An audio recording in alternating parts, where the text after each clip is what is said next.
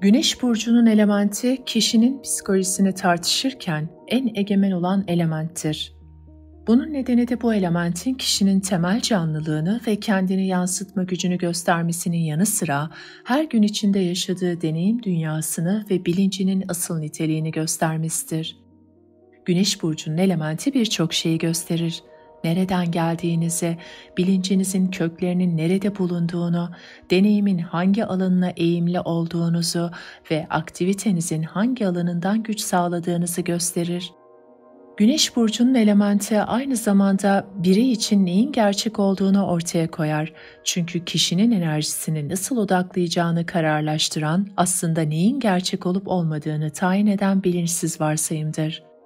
Örneğin hava burçları, düşüncenin soyut aleminde yaşarlar ve onlar için bir düşünce herhangi bir fiziksel nesne kadar gerçektir. Su burçları duygularında yaşarlar. Onların davranışlarını her şeyden çok duygusal durumları tayin eder. Ateş burçları oldukça heyecanlı, esin dolu hareketler düzeyinde yaşarlar ve varoluşun bu düzeyini muhafaza etmek ateş burçlarının sağlıkları ve mutlulukları için zorunludur. Toprak burçları maddesel dünyaya yerleşmişlerdir. Maddi dünya ve onun hayatta kalmak ve üretimle ilgili kavramlarını yaşamın diğer tüm boyutlarından daha gerçek kabul ederler. Hava burçları entelektüel kavramları ile, su burçları en derin duygusal özlemleri ile, ateş burçları ilhamları ve istekleri ile ve toprak burçları maddi ihtiyaçları ile harekete geçerler. Güneş burcunun elementi aynı zamanda kişinin yaşamı nasıl gördüğünü ve yaşam deneyiminden ne gibi beklentileri olduğunu anlamamızı sağlar. Ateş burçlarında benliğin yaşam prensibinin doğaya yansıması ve onu etkilemesi olarak hissedilir. Su burçlarında doğaya yansıtılan benlik muhtemelen çile çekecek ve korunmaya ihtiyaç duyacak olarak düşünülebilir. Toprak burçları doğayı yani yaşamın gösteri alanı olarak görmekte ve maddi dünyayla içgüdüsel bağları sayesinde doğal süreçlerde ustalaşmak ve onları kullanmak kanalıyla hayatı korumaya yardım etmektedir. Hava burçlarında doğa faydalanılması kadar anlaşılması gereken bir şey olarak düşünülmektedir. Çünkü anlamak tam ve doğru kullanmayı sağlayacaktır. Böylece havanın ussal prensibi spontan doğal süreçlere bir perspektif sağlayarak yaşamı geliştirmektedir.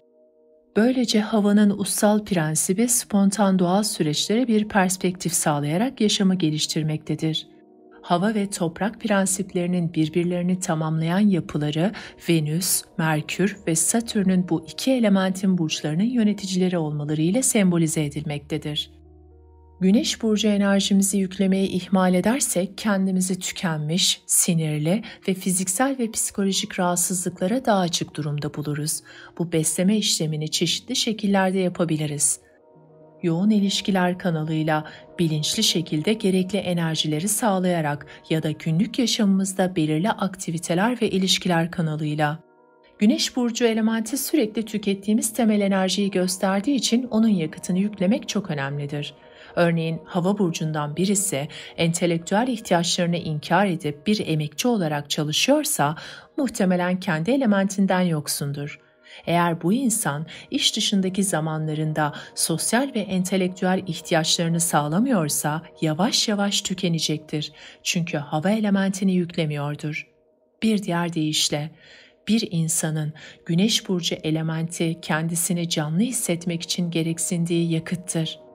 Bir insan zamanının uzun bir bölümünü kendi elementinden yoksun işlerde geçirmesini başka uğraşlarla telafi edebilir. Ama uzun yıllar doyumlu ve mutlu bir iş için gerçekten kendi elementini içeren bir meslek bulması zorunludur. Su burçları diğer su insanlarıyla ilişki kurmaya veya yaptıkları işlere tüm duygu yoğunluklarıyla girişmeye ihtiyaç duyarlar. Bu kişiler deneyimlerine kişisel duygu yansıtmadan duramazlar. Dolayısıyla duygusal ifadelerine tam anlamıyla izin veren işler ve aktivitelerle ilgilenmeleri çok önemlidir. Ateş burçları girişimci, ilham dolu hedefleri ve istekleriyle diğer ateşli insanlarla birlikte olmak isterler veya fiziksel açıdan talepkar ve aktif iş türlerine ihtiyaç duyarlar. Toprak burçları maddi, somut görevler ve sorumluluklar üstlenmek isterler. Çünkü dünya ile uğraşmanın meydan okumaları en verimli enerjilerini harekete geçirir ve kendilerini uygulamaya yönelik başarılarla ifade etmeye ihtiyaçlarını duyurur. Ayrıca kendilerini diğer toprak insanları ile ilişkiler kurarak da şarj edebilirler. Hava burçları benzer zihin yapısına sahip insanlarla ilişkiler kurmaya, bu sosyal iletişim içinde düşüncelerini ifade edebilecekleri bir kanal oluşturmaya veya kendilerine entelektüel özgürlük ve uyarı sağlayan türde işlere gereksinim duyarlar. Bir insan bu elementlerle fiziksel temas sağlayarak da gerekli enerjiyi temin edebilir. Çünkü gerçek anlamda toprak burçları enerjilerini topraktan sağlarlar. Hava burçları güçlerini havadan, su burçları akışkan duygularının akıntısından veya su ile temastan ve ateş burçları güneşten ve fiziksel aktiviteden alırlar. Algıları çok gelişmiş olan gözle görülmeyeni görme yeteneğine sahip kişiler bana boğanın toprağa kök saldığını, oğlağın kaya gibi sağlam olduğunu, yengecin hassas duygularının yumuşakça aktığını, kovanın elektrik fırtınalarına benzer kutup değişikliklerini gördüklerini söylemişlerdir. Dolayısıyla bir insan yaşamın güçsüzleştiren sorunlarıyla başa çıkarken iyileşmek ve dinçleşmek amacıyla Güneş burcu elementiyle temas kurmanın avantajından faydalanabilir. Bunu gerçekleştirmek için toprak burçlarının zaman zaman ayaklarını çamura sokmaları, doğayla iç içe olmaları ve bitkilerin büyüme güçleriyle ilişkiye girmeleri gerekir. Hava burçları dinçleşmek için temiz, hafif, kuru, oldukça elektrik yüklü bir havaya ihtiyaç duyarlar. Özellikle havanın sadece temiz olmakla kalmadığı, aynı zamanda kuru ve sert olduğu dağlara gitmek gerekir. Su burçları genellikle bir nehirden, gölden veya denizden çok uzakta yaşadıklarında bir çölde yaşıyor gibi hissederler. Kendilerini suyun akışına bırakabildiklerinde veya suyun yanında olduklarında fiziksel ve duygusal açıdan çok iyi hissederler. Ateş burçlarının açık havada gün ışığında olmaları, güneşten gelen ateşi emmeleri gerekir. Aynı zamanda ateşli enerjilerini almak için fiziksel aktivite içinde olmaları gerekir. Uzun süre kısıtlanan veya sağlıklı ve kuvvetli fiziksel hareketler için olanak bulamayan bir ateş burcu, kısa sürede kendisini ölüyor gibi hissetmeye başlar. Bu nedenle ateş burçlarının dermansız bırakan hastalıklarının veya kazalarının sonucunda genellikle psikolojik rahatsızlıklar baş gösterir. Mezner Stanford Üniversitesi'nden farklı element kombinasyonlarına sahip kişiler arasında oturumlar düzenlenmiş. Bu oturumların deneyimleri sonucunda hava burçları çelişkinin üstüne çıkıyor ve çevresinde dolaşıyordu. Problemi yollarına çıkartan insanı daha sonra kızsalar bile genellikle sorunla zarif biçimde ilgileniyorlardı. Su burçları da bazı akrepler istisna çelişkinin her türünden tiksiniyorlardı. Onun çevresinde, altında, üstünde dolaşmaya veya hiçbiri işe yaramazsa yollarında duran insanı veya olayı yavaş yavaş aşındırmaya çalışıyorlardı. Ama akrep çelişkilerin ve sorunların peşinde koşuyor. Bu çelişkilerin kendi gücünü ve kaynaklarını ortaya çıkardığının bilinçsizce farkına varıyordu. Buna rağmen akrep genel olarak gebe bir sessizlik halinde durmayı, gereksiz sorun yaratmamayı tercih ediyordu. Yapısal anlamda biraz katı olan toprak burçları çelişkiyi küçümsemeye, sorunun asıl yükünü yavaş yavaş tutmaya eğilimliydiler. Ama eğer bir duvara toslarlarsa çelişkiye tüm güçleriyle vurabiliyorlardı. Bu özellikle sabit toprak olan Boğa burcu için doğruydu. Asla çelişkilerin peşinde koşmuyor ama çok zorlanırsa şaşırtıcı bir güce ve öfkeye sahip oluyordu. Ateş burçları sorunların hakkından geliyor, onları yakıp kül ediyor ve güç gösterisiyle korkutup kaçırıyorlardı. Nadiren hünerli denebilecek bir davranış sergiliyorlardı. Ateş burçlarının olaylara ve durumlara şiddetli tepkiler verdiklerini, sorunları çözmek için doğrudan harekete geçilmesini istediklerini ve düşünmekten, kafa yormaktan ziyade ani tepkilere eğilimli olduklarını yazmaktadır. Toprak insanlarını harekete geçiren şey uygulamaya dönük ve yararlı sonuçlardır. Onu kullansalar da, kullanmasalar da genellikle tutarlı bir sağduyuya sahiptirler. Hava burcu insanları olayları ve durumları mantıkla açıklamayı ve harekete geçmeden düşünmeyi severler. Su burcu insanları etkilenebilir, hassas ve sezgiseldirler. Sorunların çözümünde oturup bir yol gösterici beklemeye eğilimlidirler. Su insanlarının kendilerine karşı katı ve kararlı olmaları gerektiğine ve özellikle duyguları kontrolü yitirdiğinde bu tür insanlara en iyi yaklaşımın kararlı ve ödün vermez bir tavır olduğunu öğreniyoruz. Havanın doğa ruhu, hava perisi ve bunlar düşünce kararlılığı ve sadakatle kontrol edilebiliyorlardı. Hava burçlarının hayata belirli ve tutarlı bir yaklaşım geliştirmeleri gerektiği çok açıktır. Sonucu saptanmış bir taahhütte bulunmak onlar için çok zordur ama evrimleri için zorunlu bir adımdır. Ateşin doğa ruhları semender ve temel olarak uysallıkla ve dinginlikle kontrol edilebiliyorlardı. Bir başka deyişle hoşnutluk durumu geliştirerek denetlenebilirler. Eğer ateş insanları sakince kabullenme sanatını öğrenebilirlerse stresten ve enerjilerini harcamaktan kurtulabilirler. Toprağın doğa ruhları gunomelerdir, yani yeraltı cini ya da yeryüzü ruhu ve bunlar içten gelen bir cömertlikle kontrol edilebilirler. Kuşkusuz gönüllü cömertlik toprak burçlarında sık görülen bir özellik değildir. Dolayısıyla bunu öğrenmekten büyük yarar sağlayabilirler. Hatta öyle diyebilirim ki ancak bu özelliği doğalarına ekledikleri zaman toprak burçlarının en büyük güçleri parlamaya başlar. Tüm bedenler 4 elementten oluşurlar: toprak, hava, ateş ve su. Sağlıklı durum bu 4 elementin uygun şekilde dağılması ve dengelenmesidir. Hastalık ise bu düzenin bozulmasıdır.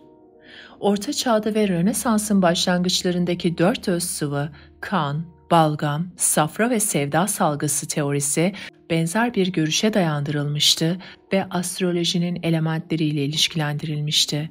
Teoriye göre bu 4 öz sıvı bir bireyde tam doğru oranlarla karıştığında o birey dengeli bir kişiliğe sahip ve sağlıklı oluyordu.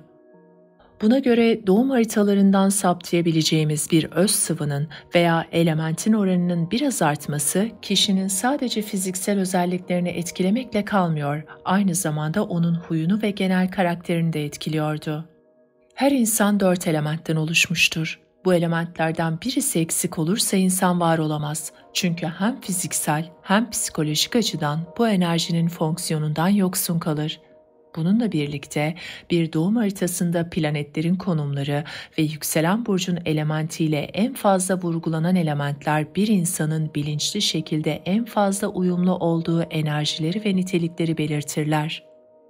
Bu şekilde baskın elementler ne ile temas içinde olduğumuzu, böylece günlük yaşamınızda hangi enerjileri daha kolay kullandığınızı ve deneyimin hangi alanlarına daha doğal ve doğrudan katılabildiğinizi gösterirler. Doğum haritasında vurgusu az olan elementler kişinin bilinçli şekilde temas içinde olmadığı belirli yaşam alanlarını gösterirler. Dolayısıyla bu elementler kişinin bütün ve kapsamlı bir yaşamı sürdürmek için gereksindiği o deneyim alanına hiç değilse biraz katılabileceği şekilde bilinçlice geliştirmek zorunda olduğu noktaları ortaya çıkartırlar. Doğum haritalarında elementlerden biri aşırı vurgulanan insanlar o deneyim dünyasına aşırı değer vermeye eğilimli olurlar ve böylece bütünlük potansiyelini yitirirler. Bir doğum haritasını elementlerin dengesi açısından incelerken en baskın elementin, genellikle ama her zaman değil, Güneş burcunun elementi olduğunu görürüz. Önem sırasında ikinci olarak Ay'ın, yükselenin ve Mars'ın elementleri bulunur. Ve son olarak Venüs ve Merkür'ün elementlerini Jüpiter ve Satürn'ün elementleri izler. Uranüs, Neptün ve Plüton'un elementlerinin bireyin bilinçli uyumu açısından fazla bir önemi yoktur. Bireyin dahil olduğu nesili harekete geçiren bilinç dışı faktörleri göstermeleri açısından önemlidirler. Buna rağmen pratik nedenlerle Satürn ötesi planetlerin konumlarıyla gösterilen elementleri bu değerlendirmenin dışında tutmak gerekir. Ayrıca önem sırasına bir de yükselenin yöneticisi, sonra Güneş'in burcunun yöneticisi olan planetleri, tabii yönetici planet Uranüs, Neptün veya Plüto olmadığı takdirde ilave etmeliyim. Örneğin eğer birisinin yükselen burcu Akrepse, Plüton'dan ziyade Akrebin diğer yöneticisi olan Mars'a ağırlık verilmelidir.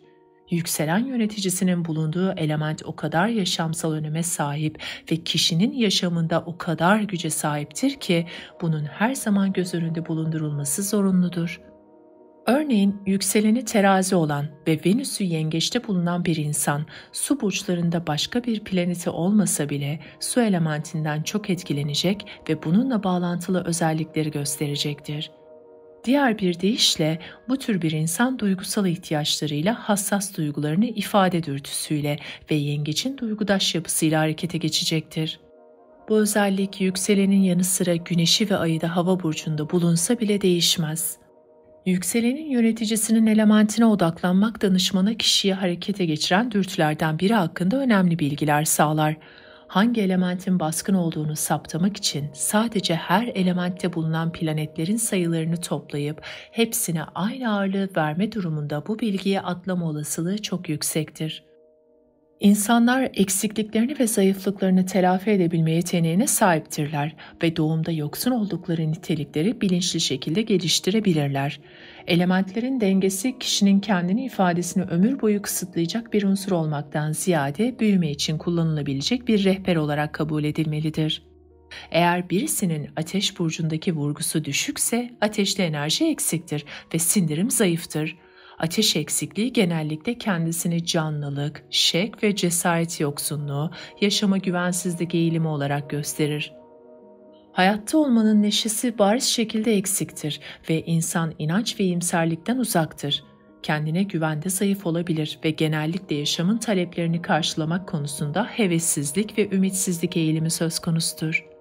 Meydan okumalar bu insanları genellikle korkutur ve hayatta önemli bir sorunla başa çıkmak uzun zaman alabilir.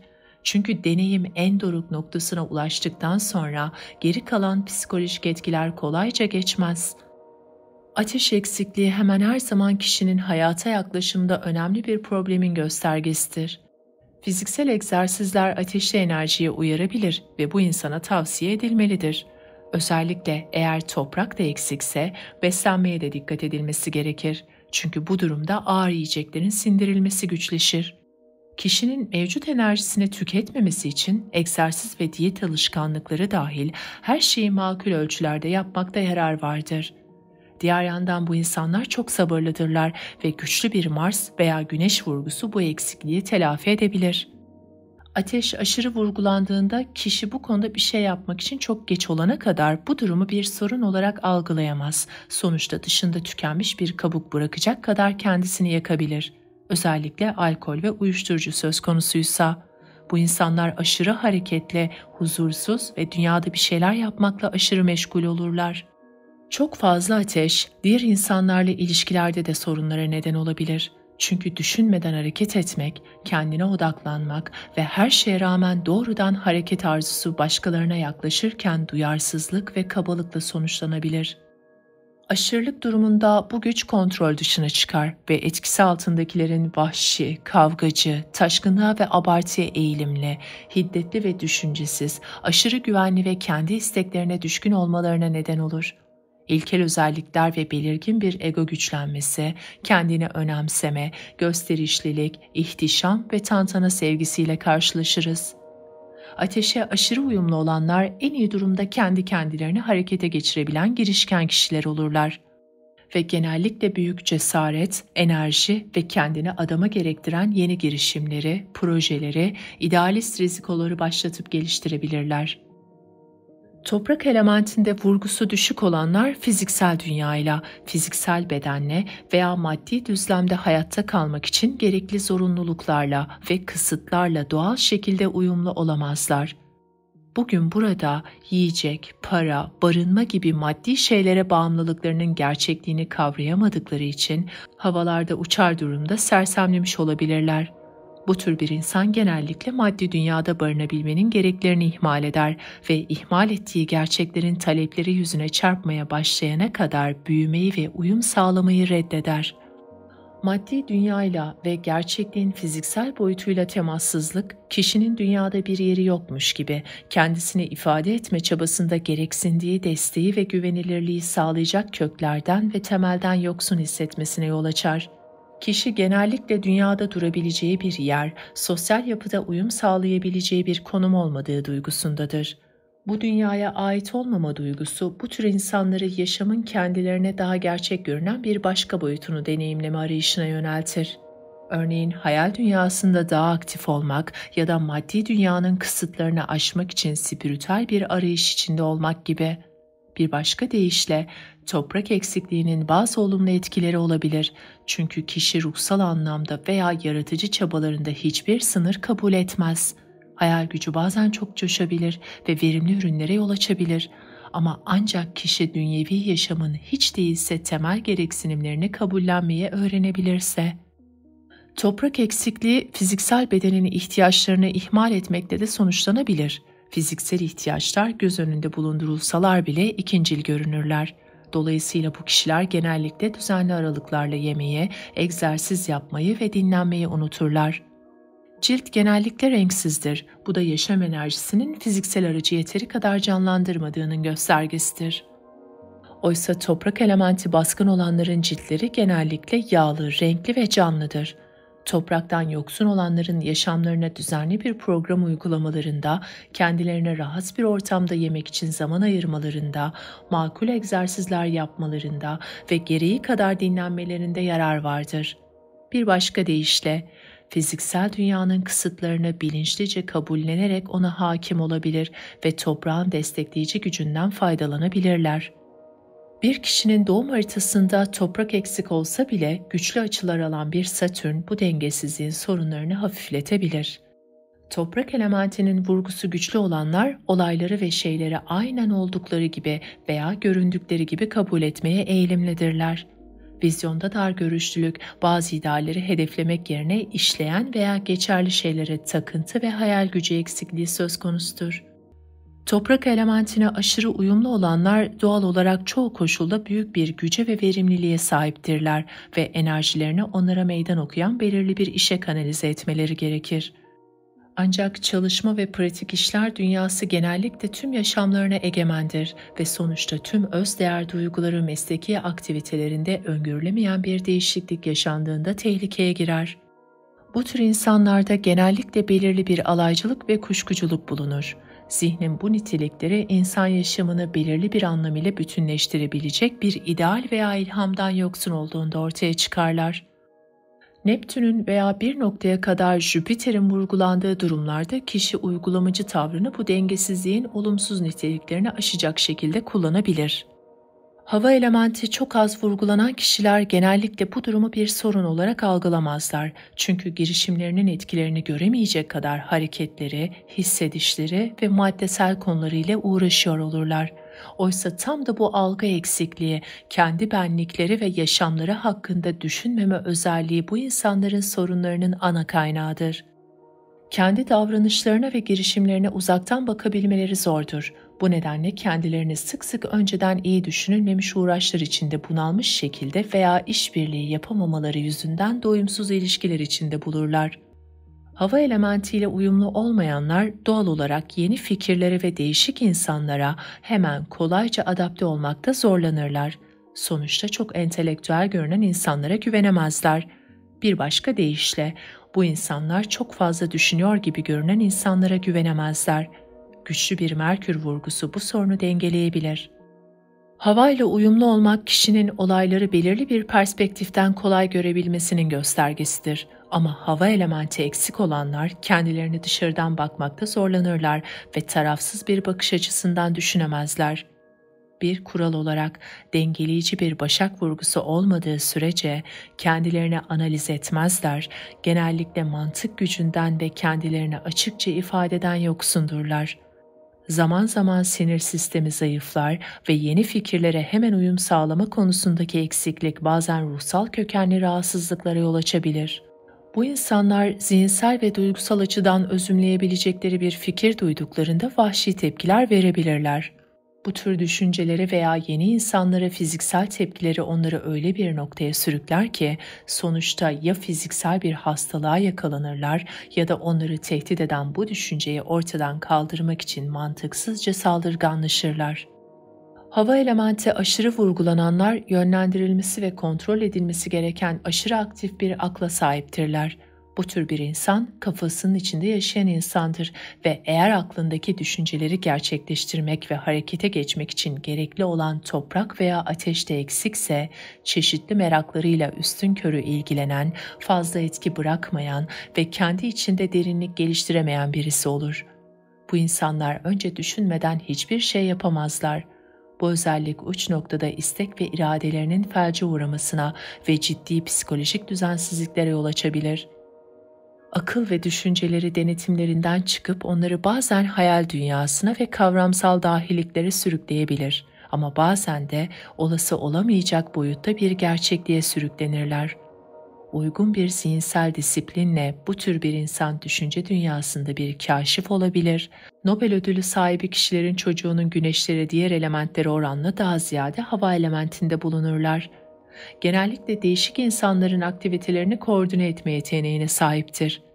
Fiziksel açıdan bu insanın bedeniyle teması o kadar azdır ki tamamen tükenene kadar aklının kendisini sürüklemesine izin verir. Sinir sistemi çok aktif ve çok hassastır. Bu tür insanlar sinirsel enerjilerini diğer insanlardan daha fazla tüketirler çünkü daha fazla kullanırlar. Sinir sisteminin kendisini yenileyebilmek ve aklı tükenmekten korumak için huzur dolu dinlenme anlarına veya meditasyona ihtiyaçları vardır. Bu insanların zihinlerini derin endişelerden, düşüncelerini sürekli gözden geçirmekten ve sonsuz planlardan uzaklaştırmak için düzenli aralıklarla gözlerini olağan işlerinden ve evdeki görevlerinden farklı manzaralara çevirmeleri gerekir. Su elementinin eksikliği birçok psikolojik, duygusal ve fiziksel soruna neden olabilir. Su elementine uyumları eksik olan insanlar kendi duygularıyla ve duygusal ihtiyaçlarıyla temasa geçmekte ve diğer insanların duygularına empati ve şefkatle yaklaşmakta zorlanırlar. Bu onların her koşulda duyarsız oldukları anlamına gelmez ama kaçınılmaz şekilde kendi duygularının farkında olmakla ilgili sorunlar yaşarlar. Duygular dünyası onlara faydadan çok zarar getirmesi olası tehlikelerle dolu yabancı bir ülke gibi gelir. Aşırı durumlarda bu dengesizliğin insanı soğuk, mesafeli ve duygusuz yaptığını görürüz. Bu insanlar sempatiden yoksun olmaları, diğer insanlarla nadiren duygusal temas sağlayabilmeleriyle tanınırlar. Başkalarının duygularını önemsiz bulurlar ve kendilerinde kabullenemedikleri şeyleri başka insanlarda göremezler. Duygusal açıdan kendine yeterli olma çabalarında kendi duygusal yapılarını tamamen inkar ederler. Sonuçta duygularını ifade edebilen insanlarla belirgin bir bilinçsiz bağımlılık geliştirirler. Su elementinin eksikliği aynı zamanda sezgisel bilgiye güvensizliğe neden olur. Aslında bazı durumlarda bu insanların temel duygusal problemleri kendilerine hiç güvenmemeleridir. Çünkü kendi duygularını önemsiz can sıkıntıları olarak kabul ederek hemen dışlarlar. Oysa Jung'ın bütün yazılarında da söz ettiği gibi, bilinçli şekilde açığa çıkartılmayan her şey insanı her koşulda bilinçsiz süreçlerle etkilemeye devam eder. Sudan yoksun olanlar diğer insanların onları duygusal boşluklarından çıkartma çabalarına karşı direnirler ama aynı zamanda onların yalnızlıklarını, korkularını veya içsel ıstıraplarını ortaya çıkartan insanları el yordamıyla yarı bilinçsiz hareketlerle aramaya devam ederler. Fiziksel boyutta su eksikliği hemen her zaman genellikle aşırı zehirlenmeye bağlı ciddi bir fiziksel rahatsızlığın göstergesidir. Su elementi temizleyen, iyileştiren ve arındıran enerjidir ve bu enerjiden yoksun olanlar duygusal ve fiziksel atıklarını yavaş yavaş biriktirerek zehirlenmelerine izin verirler. Böyle bir zehirlenme durumu kendisini çok çeşitli belirtilerle ifade edebilir ama gerekli tedavi genellikle hepsinde aynıdır. Fiziksel ve duygusal, bütünüyle arınma. Dr. Stone bir konuşmasında fiziksel sorunların %90-95'inin su elementini, dolayısıyla yapının duygusal yönünü içerdiğini söylemiştir. Su elementinin verimli işlemediği kişiler özellikle hastalığın fiziksel semptomlarına açıktırlar. Çoğu doğal tedavicinin haritalarındaki su elementi egemenliği, su enerjisinin temizleyici ve iyileştirici gücünün göstergesidir. Su elementi eksik olanların beslenmelerine dikkat etmeleri gerekir. Ayrıca zaman zaman arıtıcı diyetleri ve ölçülü oruçları uygulamaları çok yararlıdır. Bir başka deyişle, bu insanlar duygusal ve fiziksel düzeylerde temizleyici fonksiyonu bilinçli şekilde arttırmaya çalışırlarsa, sorunlarının çoğunun üstesinden gelebilirler. ve bu tür toksik bir durumun yol açacağı rahatsızlıkları önleyebilirler. Su elementleri aşırı vurgulanan kişiler kendilerini büyük bir okyanusun üzerinde küçük bir teknede dümensiz, küreksiz, yelkensiz ve pusulasız sürükleniyor gibi hissederler. Genellikle esen herhangi bir rüzgardan kolayca etkilenirler. Çok hassas, kolay kalıplanır ve kontrol edemeyecekleri duygusal düzenlerin merhametinde olurlar. Bu dengesizliğe sahip kişilerin çoğu her türlü deneyime karşı aşırı duyarlıdırlar. Bunun sonucunda ya sezgileri çok derinleşir ve keskinleşir ya da en ufak bir dürtüye bile aşırı tepki verir hale gelirler. Eğer duygular tamamen kontrol dışıysa ve eğer kişi sürekli endişe dolu bir kendini koruma alışkanlığındaysa, korkuları, olumsuz tepki biçimleri ve çekingenliğiyle canlılığını yitirebilir. Günlük yaşam deneyimlerinde sürekli duyguların boğucu baskısı altında olmak neticede herkesi yer bitirir. Bu kişiler genellikle dışsal yaşamın baskılarıyla baş edemeyeceklerini hissettiklerinden ya içsel yaşamlarına çekilirler ya da yaşamın meydan okumalarından kaçarlar. Duyarlılık ve empati duygularını diğer insanlarla ilgilenmek yolunda aktif biçimde kullanmazlarsa bu durum çelişkili duygulara ve çeşitli hadiselere yol açabilir. En iyi koşulda bu kişiler bir kere kendi içine gömülmenin üstesinden geldiler mi, bütünüyle bir ideale adanmış zengin bir içsel yaşama dayalı bir duygusal kendine yeterlik geliştirme kapasitesine sahiptirler. Hayal güçleri çok gelişmiştir ve spiritüel ve okült gerçekliklere doğal yatkınlıkları vardır. Özverili bir yaşama kendilerini bütünüyle adayışları genellikle içtendir ama bazılarında bu kesin bir kimliksizliği ve içsel boşluklarını başkalarının doldurmalarını bekleme saplantısını saklayan bir perdedir. Saptamakta zorlandıkları derin özlemler, arzular ve güvensizliklerle uyarıldıklarını kavramadan bu tür bir insanı anlamak olanaksızdır.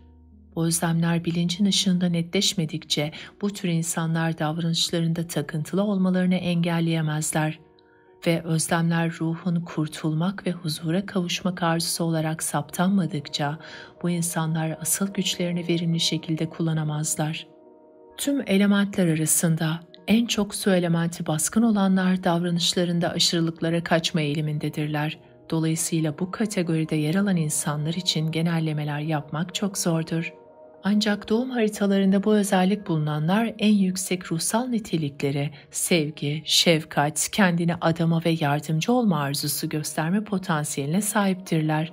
Ancak kendini ifadenin bu düzeyine ulaşabilenlerin sayıları azdır. Fiziksel boyutta su elementinin aşırı vurgulanması, vücudun zehirleri, hem fiziksel toksinleri hem de duygusal artıkları attığının göstergesidir. Ancak bu arıtma işleminin verimliliği kişinin kendi duygusal ihtiyaçlarının ne kadar farkında olduğuyla bağlantılıdır.